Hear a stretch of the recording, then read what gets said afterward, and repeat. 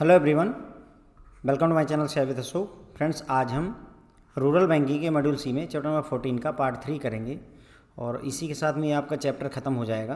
तो यहाँ पर हम पढ़ने वाले हैं friends housing loan, priority sector lending के बारे में, सोशल इंफ्रास्ट्रक्चर से रिलेटेड कितना लोन जो है प्रायोरिटी सेक्टर लेंडिंग का पार्ट होगा, रिन्यूएबल एनर्जी में प्रायोरिटी सेक्टर लेंडिंग और अदर जो कॉमन गाइडलाइंस हैं प्रायोरिटी सेक्टर लेंडिंग से रिलेटेड, उस पर हमें डिस्कशन करना है। तो आइए शुरुआत करेंगे। फिर देखिए, पहले 4 हम जो है पिछले लेक्चर में पढ़ चुके हैं। एग्रीकल्चर से रिलेटेड प्रायोरिटी सेक्टर, उसके बाद में एमएसएमई से रिलेटेड, फिर तीसरा हमने एक्सपोर्ट क्रेडिट का देखा था और चौथा हमने एजुकेशन लोन का देखा था। ठीक है, ये 4 हम निपटा चुके हैं। बाकी के जो टोटल 8 कैटेगरी में से 4 जो है यहाँ पर हम पढ़ेंगे।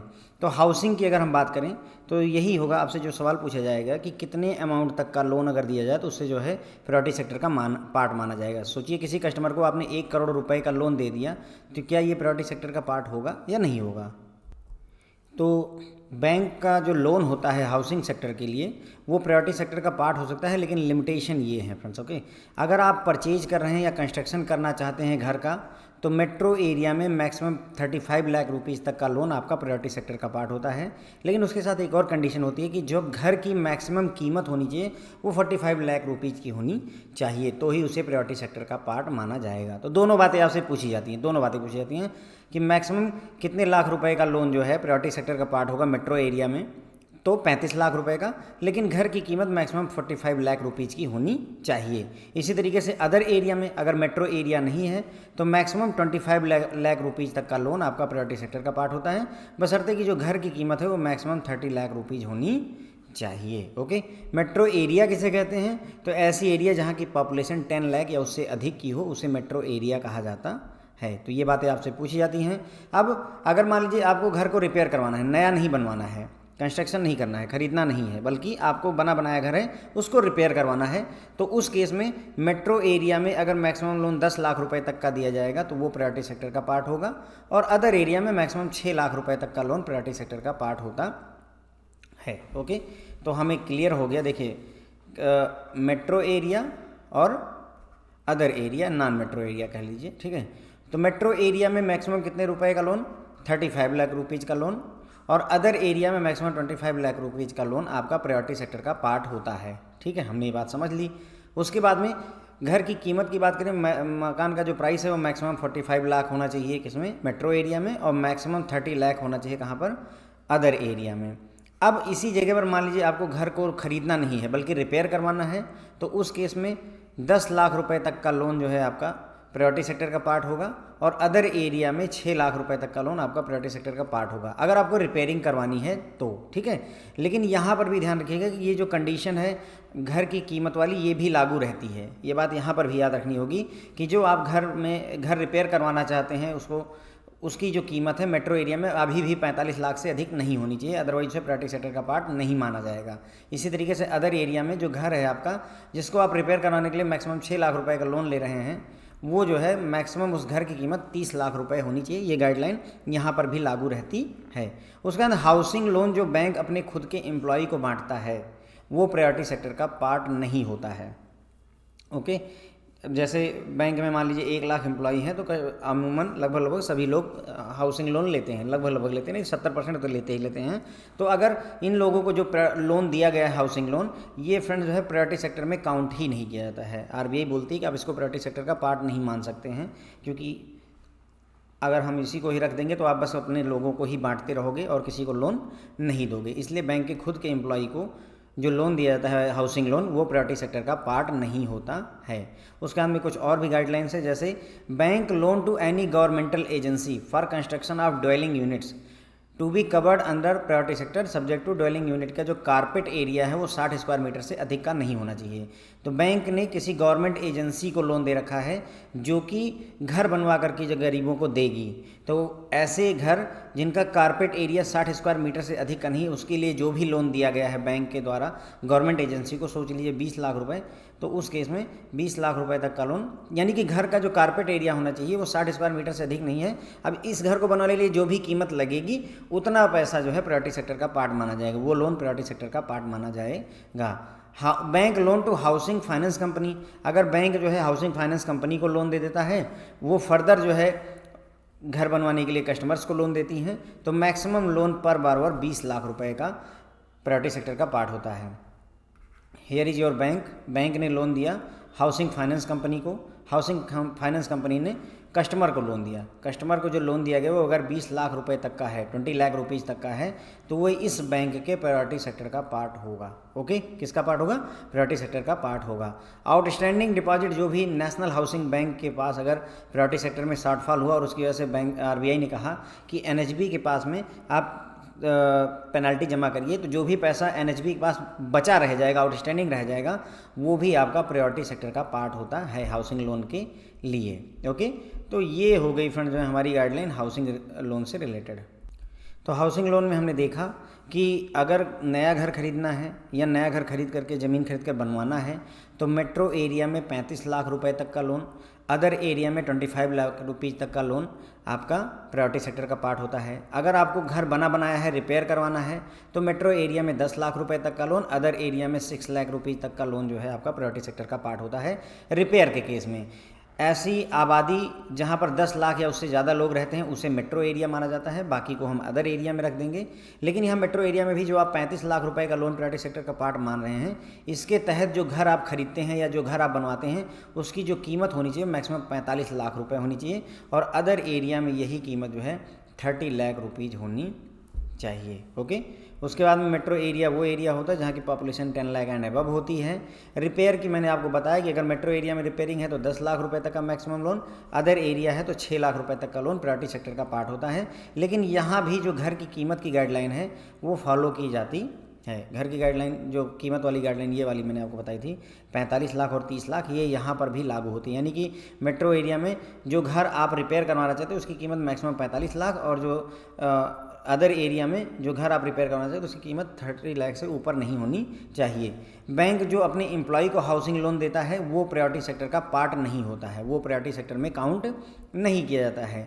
बैंक अगर किसी गवर्नमेंट एजेंसी को लोन देता है ताकि वो गवर्नमेंट एजेंसी लोगों के लिए घर बनवा करके दे सके, तो ऐसे में अगर जो घर है उसका जो कारपेट एरिया है, कारपेट एरिया वो एरिया होता है जैसे कारपेट जहाँ पर बिछाया जा सके, ऐसे समझ लीजिए। बाहर में आप कारपेट नहीं बिछाओगे, कमरे के अंदर में और अंदर वाले एरिया में ही कारपेट बिछाया था। तो जहाँ पर कारपेट एरिया है वो 60 स्क्वायर मीटर से अधिक नहीं होना चाहिए। तो अगर 60 स्क्वायर मीटर से अधिक कारपेट एरिया नहीं है तो उस केस में जो ये लोन है गवर्नमेंट एजेंसी को दिया गया है वो प्रायोरिटी सेक्टर का पार्ट माना जाएगा। अब अगर बैंक हाउसिंग फाइनेंस कंपनी को लोन देता है और फिर वो housing finance company further loan बांटती है कस्टमर्स को, तो 20 लाख रुपए तक का पर बारोवर जो लोन है वो प्रायोरिटी सेक्टर का पार्ट होता है इस बैंक के लिए। उसके बाद में प्रायोरिटी सेक्टर में अगर कोई शॉर्टफॉल होता है तो वैसे RIDF को हम जमा करते हैं, रूरल इंफ्रास्ट्रक्चर डेवलपमेंट फंड। लेकिन RBI टाइम टू टाइम से चेंज भी करती रहती है और कर सकती है। तो अगर मान लीजिए कभी प्रायोरिटी सेक्टर के शॉर्टफॉल को NHB के पास जमा करना पड़ गया आपको, नेशनल हाउसिंग बैंक के पास, तो उसमें जो पैसा आपका आउटस्टैंडिंग रहेगा वो पैसा जो है आपका प्रायोरिटी सेक्टर का पार्ट माना जाएगा हाउसिंग वाली कैटेगरी में। ओके, आगे बढ़ेंगे और अगला जो है कैटेगरी उठाएंगे जो कि है सोशल इंफ्रास्ट्रक्चर। सोशल इंफ्रास्ट्रक्चर मतलब समाज के लिए कोई बढ़िया स्ट्रक्चर आप बनवा के देना चाहते हैं, जैसे आप स्कूल बनवाना चाहते हैं, ड्रिंकिंग वाटर की फैसिलिटी अवेलेबल करवाना चाहते हैं, सैनिटेशन की टॉयलेट वगैरह बनवाना चाहते हैं। ओके, इंक्लूडिंग कंस्ट्रक्शन या refurbishment of house hold toilets and water improvement at house hold level. ठीक है, तो 5 करोड़ रुपए तक का पर बारोवर का लोन प्रायोरिटी सेक्टर का पार्ट होता है। सोशल इंफ्रास्ट्रक्चर के केस में पर बारोवर 5 लाख रुपए तक का लोन प्रायोरिटी सेक्टर का पार्ट होता है। और इसमें सोशल इंफ्रास्ट्रक्चर में क्या क्या चीज़ें आती हैं? स्कूल बनवाना, ड्रिंकिंग वाटर फैसिलिटी अवेलेबल करवाना, सैनिटेशन की फैसिलिटी, टॉयलेट वगैरह का नया बनवाना, रिफर्बिश करना, सुधारीकरण करना, ये सारी चीज़ें सोशल इंफ्रास्ट्रक्चर में आती हैं। तो सोशल इंफ्रास्ट्रक्चर में मैक्सिमम लोन पर बारोवर 5 करोड़ रुपए तक प्रायोरिटी सेक्टर का पार्ट होता है। लेकिन यदि आप हेल्थ केयर फैसिलिटी प्रोवाइड करना चाहते हैं तो आपको आयुष्मान भारत स्कीम के तहत टायर 2 से लेकर टायर 6 सेंटर पे 10 करोड़ रुपए तक का लोन जो है आपका प्रायोरिटी सेक्टर में पार्ट में आ जाता है। लोन अप टू ₹10 करोड़ पर बारोवर, है ना, for building health care facility under Ayushman Bharat tier 2 to tier 6 centres. ठीक है, तो ये भी सोशल इंफ्रास्ट्रक्चर ही है, लेकिन आप यहाँ पर क्या है, हॉस्पिटल बनवाना चाहते हैं, हेल्थ केयर फैसिलिटी अवेलेबल करवाना चाहते हैं, तो टायर 2 से लेकर के टायर 6 के किसी भी सेंटर में, अगर टायर 2 से लेकर 6 भी ये भी आबादी के हिसाब से ही डिसाइड होता है, तो इन सेंटर्स पे अगर आप मान लीजिए जो है हेल्थ केयर फैसिलिटी देना चाहते हैं तो 10 करोड़ रुपए तक का लोन जो है आप अगर लेते हैं तो वो बैंक प्रायोरिटी सेक्टर का पार्ट मानेगा। ओके, तो ये हो जाएगा आपका सोशल इंफ्रास्ट्रक्चर। तो हमने देखा सोशल इंफ्रास्ट्रक्चर में पर बारोवर मैक्सिमम 5 करोड़ रुपए तक का लोन जो है आपका सोशल इंफ्रास्ट्रक्चर का पार्ट होता है, जिसमें आप स्कूल बनवा सकते हैं, drinking water facility, latrine, toilet वगैरह सब बनवा सकते हैं। ठीक है, उसके बाद में अगर हेल्थ केयर फैसिलिटी आप ओपन करना चाहते हैं, बनवाना चाहते हैं, हॉस्पिटल वगैरह बनवाना चाहते हैं, तो आयुष्मान भारत स्कीम के तहत जो है आपको 10 करोड़ रुपए तक का लोन जो दिया जाएगा वो प्रायोरिटी सेक्टर का पार्ट माना जाएगा। ओके, रिन्यूएबल एनर्जी की बात करते हैं तो अगर कोई इंडिविजुअल व्यक्ति है वो अपने घर में रिन्यूएबल एनर्जी सोलर पैनल वगैरह लगवाना चाहता है तो 10 लाख रुपए तक का लोन प्रायोरिटी सेक्टर का पार्ट होता है। लेकिन अगर इंडिविजुअल व्यक्ति ना हो तो 30 करोड़ रुपए तक का लोन जो है 30 करोड़ रुपीज तक का लोन प्रायोरिटी सेक्टर का पार्ट माना जाएगा। इंडिविजुअल हाउस होल्ड है 10 लाख रुपए तक का लोन प्रायोरिटी सेक्टर का पार्ट है। और अगर जो है इंडिविजुअल बारोवर नहीं है, उसकी जैसे कोई बारोवर है, bank loan up to limit of 30 crore for the borrower for purpose like solar based power generator लगाना है, बायोमास बेस्ड जो है आपको पावर जनरेटर लगाना है, विंड मिल्स लगानी है, नॉन कन्वेंशनल एनर्जी जैसे स्ट्रीट लाइटिंग सिस्टम वगैरह, रिमोट विलेज इलेक्ट्रिफिकेशन वगैरह करना है, तो ये सभी प्रायोरिटी सेक्टर में क्लासीफाई किए जाएंगे अप टू कितना 30 करोड़ रुपए तक का लोन। ओके, तो रिन्यूएबल एनर्जी के केस में हमने देखा दो ही चीज़ याद रखिए कि अगर इंडिविजुअल हाउस होल्ड है तो 10 लाख रुपए तक का लोन जो है आपका प्रायोरिटी सेक्टर का पार्ट होता है। और अगर जो है कोई बड़ा प्रोजेक्ट लगा रहा है, इंडिविजुअल हाउसिंग नहीं है, उसके अलावा कुछ है, तो सोलर बेस्ड पावर जनरेटर के 30 करोड़ है ना, बायोमास बेस्ड पावर जनरेटर के लिए 30 करोड़, इन सभी कामों के लिए 30 करोड़ रुपए तक का लोन जो है प्रायोरिटी सेक्टर का पार्ट होता है। इसके बाद में कुछ चीज़ें जो बच जाती हैं उसको यहाँ पर डिस्कस करेंगे। मतलब हमने 7 जो है क्लास की बात की है ना, एग्रीकल्चर की बात की, एमएसएमई की बात की, हमने एक्सपोर्ट क्रेडिट की बात की, एजुकेशन लोन की बात की, फिर सोशल इंफ्रास्ट्रक्चर की भी बात की, हाउसिंग की भी बात की, और देन रिन्यूएबल एनर्जी। ये 7 सेक्टर हम बात कर चुके हैं। अब एक जो कुछ रह जाते हैं उनको अदर में डिस्कस करेंगे। Following loans are eligible for priority sector classification.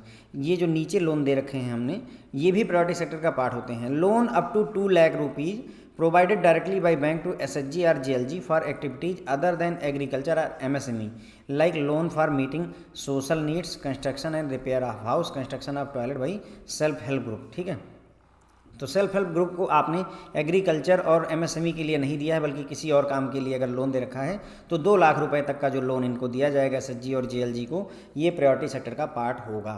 Okay, loan to distress person, ठीक है, ध्यान देंगे, loan to distress person not exceeding 1 lakh पर borrower to prepay their debt to non institutional lender.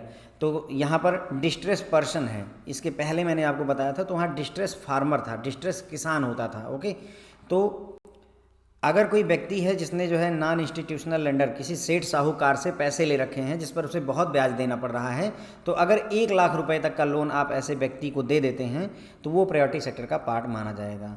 यहाँ एक कन्फ्यूजन जो आपके दिमाग में बनेगी वो मैं क्लियर कर दूँ। देखिए, एक है डिस्ट्रेस फार्मर, डिस्ट्रेस किसान, और एक जो है डिस्ट्रेस पर्सन है। ओके, फार्मर मतलब किसान, डिस्ट्रेस पर्सन मतलब कोई भी हो सकता है, डिस्ट्रेस फार्मर मतलब किसान। ओके, जो एग्रीकल्चर करता है। तो अगर कोई डिस्ट्रेस पर्सन है तो उसको 1 लाख रुपए तक का लोन अगर आप देते हो तो वो प्रायोरिटी सेक्टर का पार्ट माना जाता है। लेकिन अगर कोई आपका डिस्ट्रेस फार्मर है तो उसको आप चाहे जितना लोन दे दो, मेरी बात फिर समझिए, चाहे जितना लोन देना पड़े। एक किसान है, उसने 20 लाख रुपए का लोन सेठ साहूकार से ले रखा है तो बैंक उसे 20 लाख रुपए का लोन दे देगा और ये सारा का सारा प्रायोरिटी सेक्टर का पार्ट होगा। लेकिन कोई डिस्ट्रेस पर्सन है, किसान नहीं है, कोई व्यक्ति है और किसी काम में लगा हुआ है लेकिन खेती नहीं करता है, उसने जो है 12 लाख रुपए का लोन सेठ साहूकार से ले रखा है तो बैंक 12 लाख रुपए नहीं देगा। यदि दे भी देगा तो उसमें से सिर्फ 1 लाख रुपए का ही लोन प्रायोरिटी सेक्टर का पार्ट माना जाएगा, बाकी का नहीं माना जाएगा। क्लियर हो गई मेरी बात? तो दोनों में फ़र्क समझिएगा। डिस्ट्रेस पर्सन की बात यहाँ कर रहा हूँ जिसको 1 लाख रुपए तक का लोन दिया सकता है प्रायोरिटी सेक्टर में, और इसके पहले जो हमने डिस्कस किया था वो डिस्ट्रेस फार्मर के बारे में किया था, किसान के बारे में। वहाँ कोई लिमिट नहीं थी, किसान ने जितना भी लोन दे रखा है उसको सबको जो है अदा करने के लिए पैसा दिया जाएगा और बदले में वो प्रायोरिटी सेक्टर का पार्ट माना जाएगा। अगर कोई स्टार्टअप है जो कि 50 करोड़ रुपए तक का लोन लेता है तो वो प्रायोरिटी सेक्टर का पार्ट माना जाएगा, बशर्ते कि जो है वो किसी ऐसी एक्टिविटी में इन्वॉल्व हो जो कि एग्रीकल्चर या एमएसएमई से रिलेटेड ना हो। क्योंकि एग्रीकल्चर से रिलेटेड होगा तो वहाँ पर भी 50 करोड़ का लोन दिया जाता है, एमएसएमई में होगा तो वहाँ पर भी 50 करोड़ का लोन दिया जाता है स्टार्टअप्स को। मैंने ये बात आपको बता रखी है। लेकिन इन दोनों एक्टिविटी के अलावा किसी और एक्टिविटी में है तो उसको भी प्रायोरिटी सेक्टर का मान लिया जाएगा स्टार्टअप को, बशर्ते कि वो इन दोनों एक्टिविटी के अलावा किसी और एक्टिविटी में इन्वॉल्व हो as per ministry of commerce and industry. Okay, अब आगे बात करेंगे वीकर सेक्शन की। कमज़ोर वर्ग में कौन कौन आता है, तो मैंने आपको रिन्यूएबल एनर्जी बता ही दिया था, अदर में हमने देखा। तो प्रायोरिटी सेक्टर में अगर लोन की बात करें हम तो कौन कौन से लोन है जो कि प्रायोरिटी सेक्टर के पार्ट हो सकते हैं, तो उसमें एसएचजी और जेएलजी को हमने लोन दिया है जो कि एग्रीकल्चर या एमएसएमई में नहीं इन्वॉल्व है, बल्कि किसी और काम में, जैसे घर को रिपेयर करवाना है, उसकी कोई सोशल नीड है ग्रुप की, या टॉयलेट वगैरह कंस्ट्रक्शन करवाना है एसएचजी के द्वारा, तो उस केस में 2 लाख रुपये तक का लोन प्रायोरिटी सेक्टर का पार्ट होता है। अगर कोई डिस्ट्रेस पर्सन है, ठीक है, डिस्ट्रेस फार्मर नहीं, डिस्ट्रेस पर्सन है, तो 1 लाख रुपये तक का लोन जो है वो अगर जो है लेता है बैंक से तो वो प्रायोरिटी सेक्टर का पार्ट माना जाएगा। ओके, उसके बाद में कोई स्टार्टअप है तो उसको 50 करोड़ रुपए तक का लोन प्रायोरिटी सेक्टर का माना जाएगा, बशर्ते कि वो एग्रीकल्चर या एमएसएमई की एक्टिविटी में ना इन्वॉल्व हो। ओके, आगे बढ़ते हैं और देखेंगे वीकर सेक्शन में कौन कौन सी चीज़ें आती हैं। हमने वीकर सेक्शन के टारगेट की बात की थी ना, कि जो है वीकर सेक्शन का टारगेट फिक्स रहता है, 12% का है ना, 10%, 11%, देन 11.5% एंड देन 12%, ऐसे टारगेट दिया हुआ है। तो वीकर सेक्शन में किस किस चीज़ को हम वीकर सेक्शन में मान सकते हैं, इसी के बारे में डिस्कस करेंगे हम यहाँ। अब आपसे जो क्वेश्चन बनेगा वो यही बनेगा कि which of the following activity is not covered under weaker section in priority sector. ठीक है, तो आपको इसमें से बहुत सारे ऑप्शन दे रखा होगा कंफ्यूज करने के लिए, तो ध्यान रखिएगा कि कौन कौन सी चीज़ें वीकर सेक्शन में आती हैं। फॉलोइंग कैटेगरी के लोन जो है वीकर सेक्शन के माने जाते हैं। अगर आपने लोन दिया है स्मॉल और मार्जिनल फार्मर को तो वो वीकर सेक्शन का पार्ट है। मैंने आपको बताया था मार्जिनल फार्मर वो हैं जिनके पास 1 हेक्टेयर तक की ज़मीन है, और स्मॉल फार्मर वो हैं जिनके पास 1 हेक्टेयर से ज़्यादा लेकिन 2 हेक्टेयर तक की ज़मीन है। अगर गाँव में कोई कलाकार है या कॉटेज वगैरह की इंडस्ट्री लगी है, सूती कपड़ों का उद्योग लगा हुआ है, तो वहाँ पर 10 लाख रुपये तक का 1 लाख रुपये तक का जो भी लोन दिया जाएगा वो वीकर सेक्शन का पार्ट होगा। उसके बाद में गवर्नमेंट की जो स्कीम है कौन कौन सी, NRLM national rural livelihood mission, NULM national urban livelihood mission, या SRMS self employment scheme for rehabilitation of manual scavengers. इन स्कीमों के जो बेनिफिशरी हैं उन सबको भी जो लोन मतलब जो है वीकर सेक्शन में माना जाता है। जो लोन दिया जाएगा वो वीकर सेक्शन का पार्ट होगा। यानी कि अगर कोई बैंक है उसने NRLM में लोन बांटा हुआ है कस्टमर को, तो जो NRLM में उसने लोन दिया हुआ है वो वीकर सेक्शन में उसे काउंट करेगा, बैंक उसे वीकर सेक्शन का पार्ट मानेगा। SC और ST को दिए गए लोन वीकर सेक्शन का पार्ट माने जाते हैं। DRI स्कीम के तहत जो लोन दिया जाता है, डिफरेंशियल रेट ऑफ इंटरेस्ट एक स्कीम होती है जिसके तहत 25,000 रुपये मैक्सिमम दिए जाते हैं। शायद इसमें 4% या 3% रेट ऑफ इंटरेस्ट चार्ज किया जाता है टोटल। ठीक है, तो इस स्कीम के तहत जो भी बेनिफिशियरी होंगे उनको भी जो है वीकर सेक्शन माना जाएगा, वीकर सेक्शन का पार्ट माना जाएगा।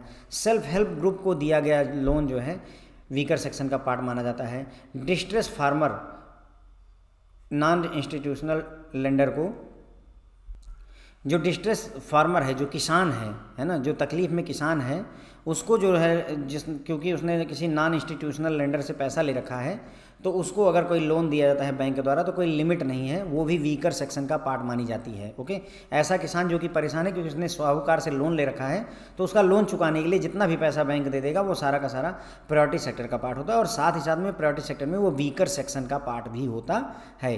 अगर कोई डिस्ट्रेस पर्सन है और अदर देन फार्मर, किसान नहीं है, तो उसको 1 लाख रुपए तक का जो लोन दिया जाता है वो भी जो है वीकर सेक्शन का पार्ट माना जाता है। वोमेन बेनिफिशियरी को 1 लाख रुपए तक का कोई भी लोन अगर दिया जाएगा पर बारोवर, तो वो आपका प्रायोरिटी सेक्टर का पार्ट तो होगा ही होगा, साथ ही साथ वीकर सेक्शन का भी पार्ट होगा। अगर दिव्यांग व्यक्ति को पैसा लोन दिया जाता है तो जितना भी लोन दिया जाएगा वो आपका वीकर सेक्शन कमजोर वर्ग का लोन माना जाता है। जो ओवरड्राफ्ट है प्रधानमंत्री जनधन योजना का 10,000 रुपये, ये भी वीकर सेक्शन का पार्ट माना जाता है। मैंने ये आपको बताया था कि ओवरड्राफ्ट जो जनधन योजना का होता है, ये हमारा जो माइक्रो एंटरप्राइजेस का जो हमारा टारगेट होता है 7.5%, उसको पूरा करने में मदद करता है, MSME में मदद करता है। ओके, माइनॉरिटी कम्युनिटीज़ को दिया गया लोन भी वीकर सेक्शन का पार्ट होता है। तो यहाँ पर जितनी भी हमने बातें की हैं ना, ये सभी वीकर सेक्शन में कौन कौन सी चीज़ें वीकर सेक्शन का पार्ट हो सकती हैं उसी के बारे में, तो उसको ध्यान रखने की आवश्यकता होती है। तो हमने देखा कि जो स्मॉल और मार्जिनल फार्मर्स को लोन दिए जाते हैं उसे वीकर सेक्शन का पार्ट माना जाता है। स्मॉल फार्मर वो होता है जिसकी ज़मीन 1 हेक्टेयर से ज़्यादा और 2 हेक्टेयर तक हो, और मार्जिनल फार्मर वो होता है जिसका 1 हेक्टेयर तक ज़मीन होती है। उसके बाद में गांव में कोई आर्टिशियन है, कलाकार है, गांव की कोई छोटी मोटी इंडस्ट्री है, तो वहाँ पर जो लोन दिया जाएगा 1 लाख रुपए तक का, वो भी जो है वीकर सेक्शन का पार्ट माना जाएगा। उसके बाद में NRLM के बेनिफिशियरी हों, चाहे NULM के बेनिफिशियरी हों, चाहे SRMS के बेनिफिशियरी हों, इन सभी को गवर्नमेंट स्पॉन्सर्ड स्कीम में जो इनके बेनिफिशियरी हैं उनको दिया गया लोन वीकर सेक्शन का पार्ट माना जाता है। शेड्यूल कास्ट के लोग, शेड्यूल ट्राइब के जो लोग होते हैं उनको जो लोन दिया जाता है वो वीकर सेक्शन का पार्ट माना जाता है। Differential rate of interest scheme के तहत जो बेनिफिशियरी होते हैं, जिनको ये लोन मिला हुआ होता है, वो जो लोन है वो भी वीकर सेक्शन का पार्ट होता है। SHGs को दिया गया लोन भी वीकर सेक्शन का पार्ट होता है। किसी परेशान किसान को जितना भी लोन दे दिया जाए ताकि वो साहूकार के चंगुल से छूट जाए, तो वो सारा का सारा वीकर सेक्शन का पार्ट होता है। कोई परेशान व्यक्ति है, किसान नहीं है, अदर देन फार्मर, तो उसको 1 लाख रुपए तक का जो लोन दिया जाएगा ताकि वो सेठ साहूकार के चंगुल से छूट जाए, तो 1 लाख रुपए तक का लोन वीकर सेक्शन का पार्ट माना जाएगा। जो वुमेन बेनिफिशियरी होती हैं उनको अगर 1 लाख रुपए तक का लोन दिया जाता है तो वो भी वीकर सेक्शन का पार्ट माना जाएगा। दिव्यांग लोगों को दिया गया लोन पर जो है वीकर सेक्शन का पार्ट होता है। प्रधानमंत्री जनधन योजना के तहत जो 10,000 रुपये की OD होती है, ये भी वीकर सेक्शन के टारगेट को अचीव करने में मदद करती है। इसके अलावा माइनॉरिटी कम्युनिटीज़ को दिया गया लोन भी प्रायोरिटी सेक्टर का और वीकर सेक्शन का पार्ट होता है। अब कुछ जनरल सी बातें हम आगे करेंगे, ओके। जैसे priority sector landing certificate, okay, PSLC। तो देखिए प्रायोरिटी सेक्टर लैंडिंग सर्टिफिकेट क्या होता है। अगर कोई बैंक किसी टारगेट को पूरा नहीं कर पाया प्रायोरिटी सेक्टर का, तो वो क्या कर सकता है कि एक सर्टिफिकेट खरीद ले, सर्टिफिकेट खरीद सकता है। RBI ने व्यवस्था कर रखी कि आप ऐसा करो, टारगेट नहीं अचीव कर पा रहे हो, हमसे जो है प्रायोरिटी सेक्टर लैंडिंग सर्टिफिकेट खरीद लो, बदले में हमें पैसे दो, है ना। तो अगर ये जो है प्रायोरिटी सेक्टर लैंडिंग सर्टिफिकेट खरीदा जाता है, तो देखिए the outstanding priority sector landing ward by bank will be eligible for classification under respective category of priority sector provided underlying asset originated by bank are eligible to be classified under priority sector advances and fulfil the RBI requirement. ठीक है, देखिए simple सी बात है कि priority sector landing PSLC priority sector landing certificate आपने खरीद लिया है, तो ये आपके प्रायोरिटी सेक्टर में क्लासिफिकेशन के काम आएगा, ओके। बशर्ते कि जो आपने प्रायोरिटी सेक्टर लैंडिंग का सर्टिफिकेट खरीदा है वो जिस कैटेगरी का खरीदा होगा, एग्रीकल्चर का खरीदा तो एग्रीकल्चर का होगा, है ना, और MSME खरीदा तो MSME का होगा, उसमें आपको मदद करेगा आपका टारगेट अचीव करने में। सिंपल टर्म में बस इतना ही समझ लीजिए, ओके। उसके बाद बात करते हैं banks loan to NBFC for on landing. ठीक है, कभी कभी बैंक क्या करते हैं, NBFC को लोन देते हैं ताकि वो फर्दर कस्टमर्स को लोन बांट सकें। ये RRB पर, अर्बन कोऑपरेटिव बैंक पर, स्मॉल फाइनेंस बैंक पर और लोकल एरिया बैंक पर लागू नहीं होता, यानी शेड्यूल कमर्शियल बैंक और फॉरेन बैंक वगैरह पर लागू होगा। तो bank credit to registered NBFC for on landing will be eligible for classification priority sector following condition होनी चाहिए। अगर एग्रीकल्चर के क्षेत्र में है तो NBFC द्वारा अगर एग्रीकल्चर में लोन अप टू 10 लाख रुपए पर बारवर दिया जाता है तो वो प्रायोरिटी सेक्टर का पार्ट होगा। माइक्रो और स्मॉल एंटरप्राइजेज के केस में अगर NBFC फर्दर लोन बांटती है माइक्रो और स्मॉल एंटरप्राइजेज को, तो 20 लाख रुपए पर बारवर जो लोन होगा वो प्रायोरिटी सेक्टर का पार्ट होगा। इसका मतलब आपको मेरे ख्याल से समझ में आ गया होगा। फिर भी थोड़ा ध्यान से देखिए, बैंक ने लोन दिया NBFC को, ठीक है, NBFC ने अपने कस्टमर को लोन दे दिया, ठीक है। अब अगर ये लोन एग्रीकल्चर से रिलेटेड दिया है तो 10 लाख रुपए तक का लोन अगर एग्रीकल्चर से रिलेटेड NBFC ने किसी कस्टमर को दे रखा है तो ये 10 लाख रुपए का लोन बैंक के प्रायोरिटी सेक्टर में गिना जाएगा। ठीक इसी तरीके से अगर NBFC ने जो लोन दिया है वो दिया हुआ है किसके लिए, माइक्रो और स्मॉल एंटरप्राइजेज के लिए, माइक्रो और स्मॉल ही है, मीडियम के लिए नहीं, माइक्रो और स्मॉल एंटरप्राइजेज का लोन दिया है, मान लीजिए यहाँ 20 लाख रुपए तक का लोन दे दिया है, तो ये 20 लाख रुपए तक का लोन जो है इसका पार्ट होगा, बैंक के प्रायोरिटी सेक्टर में गिना जाएगा। समझ लीजिएगा, ठीक है। ये आपको लिमिट याद रखनी है, 10 एग्रीकल्चर में 10 लाख रुपए की और माइक्रो और स्मॉल एंटरप्राइज में 20 लाख रुपए तक का लोन जो है आपका प्रायोरिटी सेक्टर का पार्ट माना जाता है। अगर बैंक लोन देता है हाउसिंग, NBFC को ना दे करके हाउसिंग फाइनेंस कंपनीज को देता है ताकि वो फर्दर कस्टमर को बांट सके, तो फिर इसमें मैक्सिमम 20 लाख रुपए तक का लोन प्रायोरिटी सेक्टर का पार्ट होता है। और ये भी जो है ना तो RRB रीजनल रूरल बैंक, है ना, स्मॉल फाइनेंस बैंक और लोकल एरिया बैंक पर लागू नहीं होता है, ओके।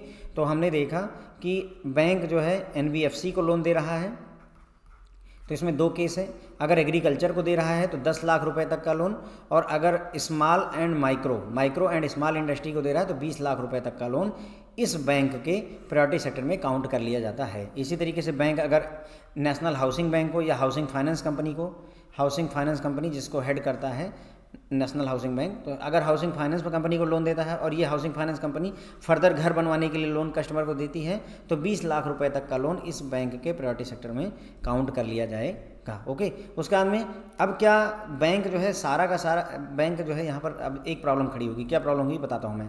मान लीजिए बैंक को मौका है कि वो एनबीएफसी को दे दे और एनबीएफसी फर्दर लोन बांटे जिससे कि इसका प्रायोरिटी सेक्टर का टारगेट पूरा होता रहे, तो ये बैंक के लिए आसान हो जाएगा कि खुद लोन मत बांटो, एनबीएफसी को दे दो, सारी टेंशन उनकी और ये बांटते फिरेंगे, हमारा प्रायोरिटी सेक्टर का टारगेट पूरा हो जाएगा। इसीलिए आरबीआई ने यहाँ लिमिट लगा दी कि भैया सारा पैसा मत बांट दो, हम तुमको रोकते हैं। यहाँ पर क्या रोकेंगे, बैंक क्रेडिट टू एनबीएफसी जिसमें हाउसिंग फाइनेंस कंपनियां भी शामिल हैं for on lending shall be allowed up to an overall limit of 5% of individual banks total priority sector lending. Bank जो है प्रायोरिटी सेक्टर में जितना भी मतलब लोन देगा, मान लीजिए 100 करोड़ रुपए देता है तो उस 100 करोड़ में से मैक्सिमम 5 करोड़ रुपए 5% 5 करोड़ रुपए ही आप दे सकते हैं किसको, एनबीएफसी को, ताकि वो फर्दर बांट सके। हाउसिंग फाइनेंस कंपनी को या एनबीएफसी दोनों को मिला करके मैक्सिमम 5 करोड़ दे सकते हैं ताकि वो ऑन लेंडिंग कर सके। तो यहाँ पर एक लिमिट भी सेट की गई है, आपको याद रखने की जरूरत है। यानी कि बैंक सारा का सारा पैसा एनबीएफसी या हाउसिंग फाइनेंस कंपनी को बांटने के लिए नहीं दे सकता है। ओके, भले ही उसका प्रायोरिटी सेक्टर का टारगेट पूरा हो रहा है इनडायरेक्ट तरीके से, लेकिन फिर भी आरबीआई ने लिमिट लगा रखी कि 5% से ज़्यादा मत एनबीएफसी और एचएफसी को आप दीजिए। 5% किसका, टोटल प्रायोरिटी सेक्टर की लेंडिंग का, जितना भी आप जो है प्रायोरिटी सेक्टर में देते हैं, 200 करोड़ का लोन बांटते हैं प्रायोरिटी सेक्टर में टोटल, तो 200 करोड़ का 5% से ज़्यादा नहीं होना चाहिए। अब अगर किसी वजह से आप प्रायोरिटी सेक्टर का टारगेट नहीं पूरा करते हैं तो गाइडलाइन है रूरल इंफ्रास्ट्रक्चर डेवलपमेंट फंड में आपको शॉर्टफॉल जमा करना पड़ेगा। Okay, bank having any shortfall in lending to priority sector shall be allocated amount to contribution to rural infrastructure development fund established with NABARD. ठीक है, तो RIDF नाबार्ड के साथ में है और वहाँ पर कुछ शॉर्टफॉल की जो पेनल्टी वगैरह लगेगी उसको डालना पड़ता है, कंट्रीब्यूशन करना पड़ता है, या कोई अदर फंड है नाबार्ड के साथ, नेशनल हाउसिंग बैंक के साथ, सिडबी के साथ या मुद्रा के साथ, decided by RBI time to time. मतलब अभी रूरल इंफ्रास्ट्रक्चर डेवलपमेंट फंड के पास ही हम जमा करते हैं, लेकिन अगर आरबीआई चाहे तो आपको बोल सकता है कि आप सिडबी के पास जमा करो, मुद्रा के पास, एनएचबी के पास या किसी के पास भी बोल सकता है। ऐसा टाइम टू टाइम चेंज होता रहता है, कोई दिक्कत नहीं है। ओके, उसके बाद में while computing priority sector target achievement shortfall excess lending for each quarter will be monitored separately.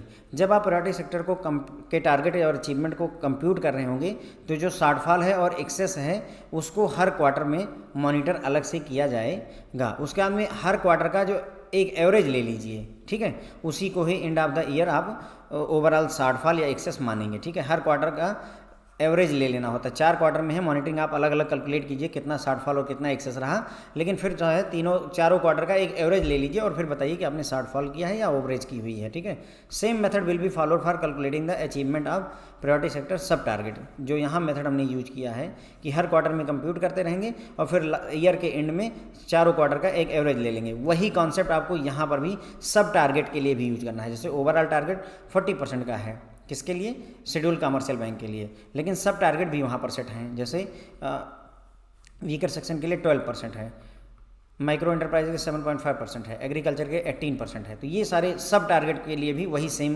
Calculation method आपको यूज करना है। Non achievement of priority sector target sub target will be taken into account while granting regulatory clearance approval for various purposes. ठीक है, अब अगर आपने जो है टारगेट को नहीं अचीव किया है जो प्रायोरिटी सेक्टर का है तो उसका नुकसान आपको ये होगा, जब भी आप कोई रेगुलेटरी अप्रूवल वगैरह के लिए आरबीआई के पास जाएंगे तो वहाँ पर आपको परेशानी का सामना करना पड़ सकता है, क्योंकि आरबीआई ध्यान में रखेगा कि तुम डिफ़ाल्टर हो। ओके, तो ये हो गई बातें हमारी, ये मैंने आपको बता दिया था यहाँ पर priority sector lending certificate. Priority sector lending certificate की अगर हम बात करें तो प्रायोरिटी सेक्टर लेंडिंग सर्टिफिकेट मैंने आपको बताया कि ये ऐसे सर्टिफिकेट होते हैं कि अगर मान लीजिए किसी बैंक का टारगेट नहीं पूरा हो रहा है प्रायोरिटी सेक्टर का, तो उसके लिए इसको ये परचेज कर सकते हैं और परचेज करने के बाद में अपने प्रायोरिटी सेक्टर के जो क्लासिफिकेशन हैं उनमें ऐड कर सकते हैं, अपना टारगेट अचीव कर सकते हैं।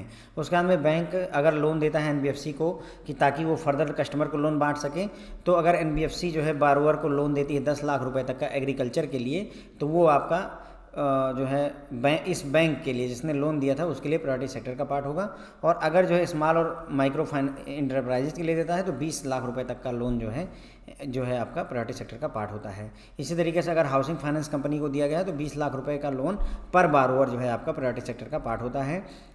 कैप ऑन लेंडिंग यानी कि जो है बैंक एनबीएफसी या एचएफसी को जो है जो लोन देगा वो मैक्सिमम 5% होगा, किसका, टोटल प्रायोरिटी सेक्टर लेंडिंग का मैक्सिमम 5% हो सकता है। अगर आप टारगेट को अचीव नहीं करते हैं तो आपको penalty RIDF rural infrastructure development fund में जमा करनी पड़ेगी, जिसको नाबार्ड ने मेंटेन करके रखा हुआ है। किसके पास है ये, नाबार्ड के पास होता है। उसके बाद में हम आगे बढ़ेंगे और कॉमन गाइडलाइन की बात करेंगे। प्रायोरिटी सेक्टर से रिलेटेड कुछ कॉमन गाइडलाइंस होती हैं, जैसे रेट ऑफ इंटरेस्ट, ठीक है। तो the rate of interest for bank loan will be as per directives issued by department of regulation RBI time to time, ठीक है। तो रेट ऑफ इंटरेस्ट कितना लगाना है प्रायोरिटी सेक्टर लोन पर, तो इसके लिए गाइडलाइन किसके द्वारा इशू की जाएगी, department of regulation from RBI में ही डिपार्टमेंट ऑफ रेगुलेशन है वो गाइडलाइन इशू करेगा कि रेट ऑफ इंटरेस्ट कितना होना चाहिए जो प्रायोरिटी सेक्टर लोन है। Service charges for priority sector loan up to 25,000, यदि 25,000 रुपये तक का कोई प्रायोरिटी सेक्टर का लोन है तो कितना सर्विस चार्ज लगेगा, तो no loan related and ad hoc service charges inspection charges should be levied ना। तो ना तो आप कोई लोन रिलेटेड और ना ही कोई एडहॉक सर्विस चार्ज या इंस्पेक्शन से रिलेटेड कोई चार्ज लगाएंगे। No collateral all margin for this loan, इस लोन के लिए ना तो कोई कोलेटरल मांगा जाएगा ना ही कोई मार्जिन कस्टमर से मांगा जाएगा। In case of eligible priority sector loan to SHG JLG, अगर मान लीजिए जो है प्रायोरिटी सेक्टर का लोन आप सेल्फ हेल्प ग्रुप और ज्वाइंट लाइबिलिटी ग्रुप को देते हैं, तो ये जो लिमिट है 25,000 रुपये तक की, ये पर मेंबर काउंट की जाएगी, पर मेंबर, ना कि पूरे ग्रुप पर काउंट की जाएगी। यानी कि हमने कहा कि 25,000 रुपये तक के लोन पे ना तो कोलेटरल लेना है, ना ही मार्जिन लेना है, ना कोई प्रोसेसिंग फीस लगानी, ना कोई इंस्पेक्शन चार्जेज लगाने हैं। तो अब सोचिए कि अगर कोई सेल्फ हेल्प ग्रुप है जिसमें 10 मेंबर हैं और वो लोन लेने आते हैं, तो क्या ये 25,000 रुपये का ही लोन पर ये गाइडलाइन लागू होगी? नहीं, हर एक मेंबर को 25,000 रुपये है तो 10 मेंबर होने की वजह से 2.5 लाख रुपये 2.5 लाख रुपीज़ पर आपको कोई भी कोलेटरल और ये सब नहीं मांगने की ज़रूरत है। ओके, ध्यान देंगे। ओके, कि मतलब मेंबर पर लागू नहीं, मतलब पर मेंबर पर यह लिमिट है, ना कि पूरे ग्रुप पर यह लागू होती है। सर्विस चार्जेस के केस में आपको समझ आ गया, 25,000 रुपये तक के लोन पर कोई भी लोन रिलेटेड या एडहॉक चार्जेस, इंस्पेक्शन चार्जेस नहीं लगाया जाएगा, कोई कोलेटरल नहीं मांगा जाएगा, कोई मार्जिन का कॉन्सेप्ट नहीं रहेगा। अगर आप SHG या JLG को जो लोन देते हैं तो 25,000 रुपये की लिमिट पर मेंबर लागू होती है, ना कि पूरे ग्रुप पर। Receipt, sanction, rejection, disbursement register बनाए जाने की ज़रूरत होती है। एक रजिस्टर बनाइए या एक इलेक्ट्रॉनिक रिकॉर्ड मेंटेन किया जाना चाहिए बैंक में, जिसमें किस डेट को एप्लीकेशन रिसीव हुआ है, कब सैंक्शन हुआ है, रिजेक्शन हुआ है तो क्यों हुआ है, किस डेट को हुआ है, डिसबर्समेंट विथ रीजन रिकॉर्ड किया जाना चाहिए। ओके, ये सारी चीज़ें करनी होती हैं बैंकों को। Issue of acknowledgement of loan application, अगर कोई व्यक्ति आपको लोन ला करके देता है लोन का डॉक्यूमेंट, तो उसको एक्नॉलेजमेंट इशू करना पड़ता है। Bank should provide acknowledgement for loan application received under priority sector loan, priority sector loan के तहत जो भी एप्लीकेशन मिलेंगे उनका एक एक्नॉलेजमेंट इशू किया जाना चाहिए। और बैंक के बोर्ड को चाहिए कि वो प्रिस्क्राइब करे, टाइम लिमिट बताएं with in which bank communicates its decision in writing to the applicant. Bank को चाहिए कि टाइम लिमिट बता दे कि भाई अगले 7 दिन में, 10 दिन में, एप्लीकेशन मिलने के 10 दिन में, 15 दिन में, 7 दिन में आपको रिटर्न में एप्लीकेंट को बताना होगा अपना डिसीजन कि आपने मतलब रिजेक्ट कर दिया, सैंक्शन कर दिया, क्या किया है, ये बात आपको क्लियर करनी पड़ेगी। कॉमन गाइडलाइन की हमने यहाँ पर प्रायोरिटी सेक्टर में बात की। तो हमने देखा रेट ऑफ इंटरेस्ट, तो प्रायोरिटी सेक्टर के जो लोन होते हैं उनके रेट ऑफ इंटरेस्ट के लिए जो डायरेक्शन इशू किया जाता है वो department of regulation DOR RBI द्वारा टाइम टू टाइम किया जाता है। सर्विस चार्जेस की बात की, प्रायोरिटी सेक्टर का लोन अगर 25,000 रुपये तक का है तो उस पर कोई भी चार्ज नहीं लगाया जाना है, ना इंस्पेक्शन चार्जेस, ना कोई एडहॉक चार्जेस, कुछ नहीं लगाना है। कोई कोलेटरल नहीं मांगना होता है, कोई मार्जिन नहीं मांगना होता है ऐसे लोन पर। और अगर ये ऐसा लोन हम SHG को दे रहे हैं जो है एसएचजी को या जीएलजी को दे रहे हैं प्राइवेट सेक्टर का लोन, तो ये लिमिट पर मेंबर लागू होती है, यानी हर मेंबर पर 25,000 रुपये का लोन दिया जाएगा, जिस पर कोई चार्जेज नहीं लगाए जाएंगे, पूरे ग्रुप के ऊपर नहीं लागू होता है। हर बैंक को चाहिए कि वो एक रजिस्टर मेंटेन करे, चाहे फिजिकल रजिस्टर या इलेक्ट्रॉनिक रजिस्टर, जिसमें वो ये लिखे कि एप्लीकेशन कब रिसीव हुआ है, कब सैंक्शन हुआ है, कब रिजेक्ट हुआ है, क्या कारण रहा है, डिसबर्समेंट हुआ नहीं हुआ, इन सब रीजन सहित और डेट सहित लिखा जाना चाहिए। उसका लोन एप्लीकेशन में एक्नॉलेजमेंट इशू किया जाना चाहिए। बैंकों को चाहिए कि वो एक्नॉलेजमेंट इशू करें लोन एप्लीकेशन के लिए। प्राइवेट सेक्टर के तहत जो भी लोन एप्लीकेशन आते हैं उनका जो है एक एक्नॉलेजमेंट दीजिए कि हाँ हमें आपका लोन रिसीव हो गया है। उसके बाद में बैंक का बोर्ड जो है एक टाइम लिमिट बताएगा, जितने के अंदर में एप्लीकेंट को चाहिए कि वो राइटिंग में अपना डिसीजन दे दे। बैंक को बताना पड़ेगा अपने कि हमारा जो है लोन आपका सैंक्शन हुआ है या नहीं हुआ है। आगे बढ़ेंगे और बात करेंगे प्राइवेट सेक्टर लेंडिंग के टारगेट की मॉनिटरिंग से रिलेटेड। ओके, तो इतना सारा टारगेट दे रखा है तो इसकी मॉनिटरिंग भी जरूरी होगी। To ensure continuous flow of credit to priority sector, the compliance of bank will be monitored on quarterly basis. ठीक है, तो बैंक की जो कंप्लायंस होगी वो क्वार्टरली बेसिस पर मॉनिटर की जाती है, ताकि हम ये कंटिन्यूअस क्रेडिट का फ्लो इंश्योर कर सकें। The data on priority sector advances is required to be furnished by bank to RBI at quarterly and annual interval as per reporting format। ठीक है, तो मतलब जो रिपोर्टिंग होगी वो क्वार्टरली बेसिस पर भी होगी और साथ ही साथ एनुअल बेसिस पर भी होती है। क्लियर हो गई मेरी बात? तो हम जो डेटा होगा प्रायोरिटी सेक्टर एडवांसेस से रिलेटेड उसको आरबीआई को, बैंक को क्वार्टरली भी सबमिट करना होगा और सालाना भी सबमिट करना पड़ेगा। मॉनिटरिंग किसके द्वारा की जाती है? FIDD आरबीआई में, रिजर्व बैंक ऑफ इंडिया में financial inclusion and development department है, FIDD यही मॉनिटरिंग करता है प्रायोरिटी सेक्टर लोन के लिए। ओके, ये शेड्यूल कमर्शियल बैंक वगैरह के लिए है। अगर आरआरबी की हम बात करें तो आरआरबी को अपना प्रायोरिटी सेक्टर का जो डेटा है वो क्वार्टरली और एनुअल इंटरवल में नाबार्ड को सबमिट करना पड़ता है। ठीक है, रीजनल रूरल बैंक अपना जो डेटा है इससे प्रायोरिटी सेक्टर से रिलेटेड वो क्वार्टरली और एनुअल बेसिस पर सबमिट करेगा, लेकिन नाबार्ड को करेगा। इसी तरीके से अर्बन कोऑपरेटिव बैंक भी करेंगे, लेकिन ये किसको करेंगे क्वार्टरली और एनुअल बेसिस पर? रीजनल ऑफिस ऑफ आरबीआई को करेंगे। ठीक है, तो 3 सेंटर हो गए इनको बताने के। पहला, अगर नॉर्मल बैंक है कोई, मतलब schedule commercial bank, foreign bank है, तो उसको आरबीआई के FIDD में देना होगा, यानी रूरल आरबीआई के FIDD financial inclusion and development department को देना होगा। रिपोर्टिंग कब की जाती है? क्वार्टरली बेसिस पर भी की जाती है, यानी Q1 का, Q2 का, Q3 का, Q4 का डेटा प्लस एक एनुअल डेटा, कुल मिलाकर के 5 रिपोर्टें आपको सबमिट करनी पड़ेगी। तो शेड्यूल कमर्शियल बैंक किसके पास जाएंगे? रिजर्व बैंक ऑफ इंडिया के FIDD financial inclusion and development department के पास जमा करेंगे। जो आरआरबी होती है वो भी यही डेटा करेगी, पांचों की पांचों रिपोर्टें क्वार्टर वाइज प्लस एनुअल करेगी, किसको? नाबार्ड को कर देगी। और जो आपकी यूसीबी होगी अर्बन कोऑपरेटिव बैंक, ये भी डेटा सबमिट करेंगे। किसको सबमिट करेंगे? ये सबमिट करेंगे रीजनल ऑफिस ऑफ आरबीआई को करेंगे। ओके, तो रिपोर्टिंग क्वार्टरली और एनुअल बेसिस पर ही होती है, बशर्ते कि अलग अलग लोकेशंस प्लेसेस पर होती है। आखिरी टॉपिक की यहाँ पर मेरे ख्याल से बात होनी चाहिए प्रायोरिटी सेक्टर क्रेडिट अचीवमेंट की। अगर हम बात करें तो priority sector lending for scheduled commercial bank stood at 40.54% in 2020-21 at the end of December 2020। ठीक है, तो दिसंबर 2020 के अंत में जो प्रायोरिटी सेक्टर का जो टारगेट का अचीविंग है शेड्यूल कमर्शियल बैंक का वो 40.54 है, जो कि हमारे 40% का जो टारगेट उससे ऊपर है। तो ये एक अच्छी परफॉर्मेंस है। Among bank group public sector bank continue to achieve the prescribed priority sector target of 40% and a marginal shortfall was observed in private sector bank and foreign bank. Okay, तो ये कह रहे हैं कि जो पब्लिक सेक्टर के bank हैं वो तो अपना पूरा 40% का जो है मेंटेन करने की कोशिश कर रहे हैं, लेकिन जो है प्राइवेट सेक्टर के बैंक और फॉरेन बैंक जो है इस टारगेट को अचीव करने में थोड़ी सी परेशानी देख पा रहे हैं, जैसे यहाँ दिखाया गया है। ओके, तो देखिए मतलब इस डेटा को आपको याद नहीं करना, बस ऐसे देख लीजिए कि 19-20 में 41% का अचीवमेंट, 20-21 में 41.06 का और 21-22 में 42.45 का लगभग डेटा है। ठीक है, याद मत रखिए कुछ भी, बस समझ लीजिए कि हाँ ऐसा हो रहा है। जबकि प्राइवेट सेक्टर में आप देखें तो 40.40 43, इसी तरीके से यहाँ पर 40, 41 और 42। ठीक है, थोड़ा सा डाउनफॉल है, लेकिन ओवरऑल ये भी अचीव कर ले रहे हैं। तो यहाँ ना अमाउंट याद रखूँगा मैं और ना ही मैं आपको परसेंटेज याद रखने लिए कहूँगा, ये प्रोविजनल डेटा है इधर वाला। और ये जो परसेंटेज है, ये परसेंटेज है ANBC या COBE whichever is higher का परसेंटेज दिया हुआ है। ठीक है, बस बिल्कुल हल्का सा ध्यान रखने की ज़रूरत है।